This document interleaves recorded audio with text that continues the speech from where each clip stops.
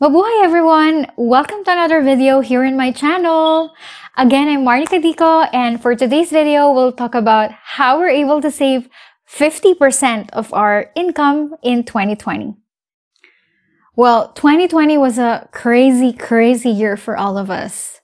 Well, obviously, COVID happened, but also because we had to go through our personal challenges, me and my husband.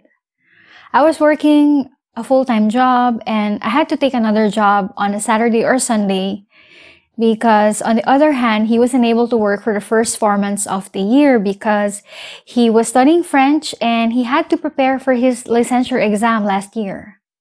So during that time, we had to make some adjustments on how to approach our personal finance. In the end, not only were we able to overcome one of the most challenging years, but we're also able to save 50% of our income despite the craziness. So let's get started.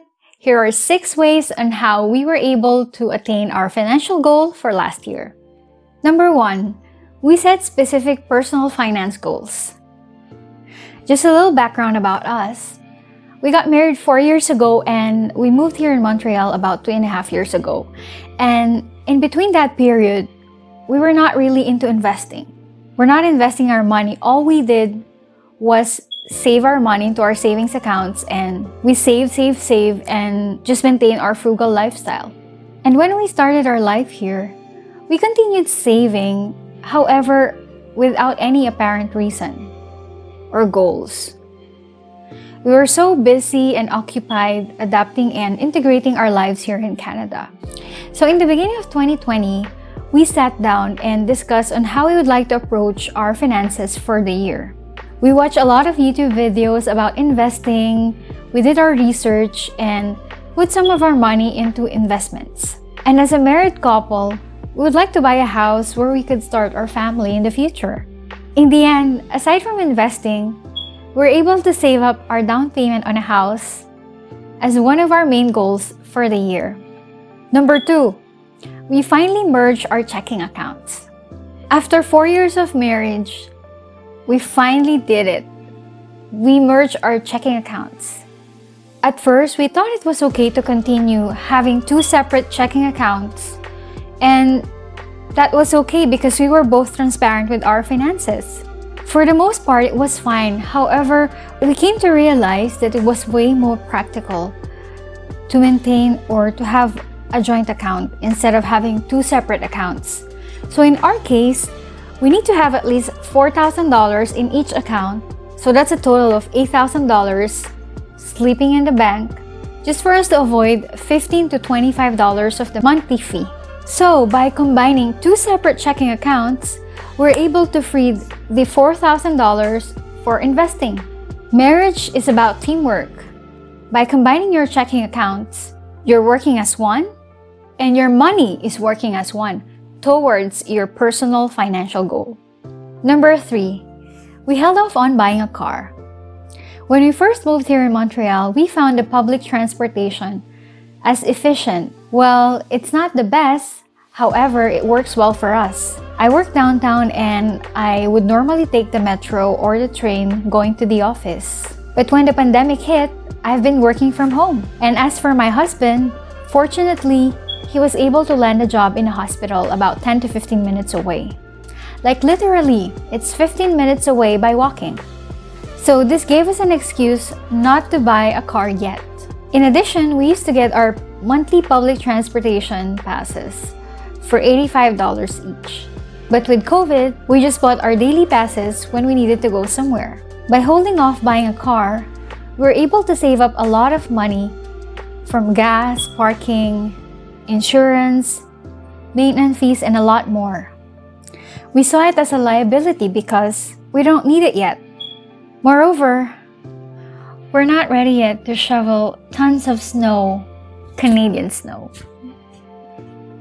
Number 4, we had home-cooked meals majority of the time.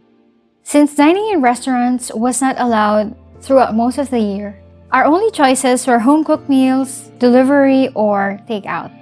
Well, obviously, the most economical option is to have home-cooked meals. Cooking your own food at home can save you 9 times less than what you would pay if you are ordering or dining in a restaurant. So we decided that we would only do takeout and delivery maximum of twice per week. In addition, we tried our best to avoid apps like Uber Eats or DoorDash. Well, this is because of the substantial difference on the prices of their food items, and then their tip, and of course the delivery fee.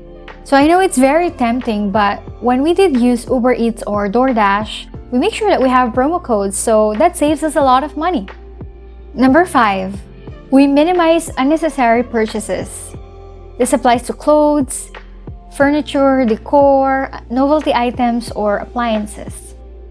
Take note, I said minimize and not eliminated, because this is one of the hardest things when it comes to saving.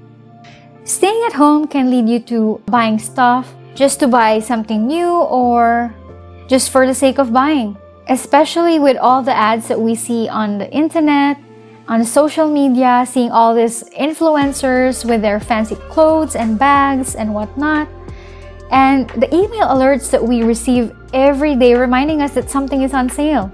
Since we're not going out as much, we tend to spend as much as well. We might as well buy new stuff, right? Now, of course, it's alright to do this every now and then. So what we did is that we set a particular amount of money for the two of us that we can consider as fun money. So with that, we can spend something for ourselves for whatever that we want for the particular month. I was able to purchase several clothes that I really like, and Kevin was able to buy his PS5. But now that I think about it, it's unfair, no?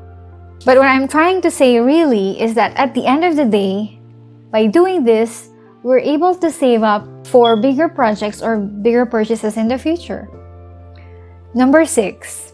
Yes, you guessed it, we did side hustles. As I mentioned at the beginning of the video, I have a 9-to-5 job, and on top of that, I also work in a hotel every Sunday. The hotel closed down during the first wave of the pandemic, and when it reopened, I continued doing the same shift. And my income for working at the hotel every Sunday added up on our savings. As for my husband, he got a chance to play as an extra in a movie that was shot here in Montreal. It was just for a day, but he was paid handsomely. And in his current job as a nurse, he gets paid a special COVID premium as long as he works full-time. So all of this added up and greatly helped in our savings. All of this wouldn't be possible if we didn't know where we were spending our money on, how much was going in as income, and how much was going out as expenses. And for us to do that, we need a written budget. But that's a whole other topic for another video.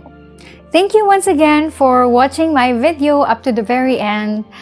Just a little reminder, these things worked for us to be able to save 50% of our income last year.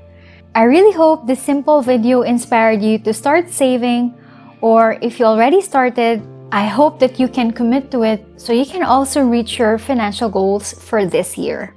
So if you really enjoyed watching this video, please smash the like button and click on subscribe and hit on the notification button so you will be notified whenever I upload a new video.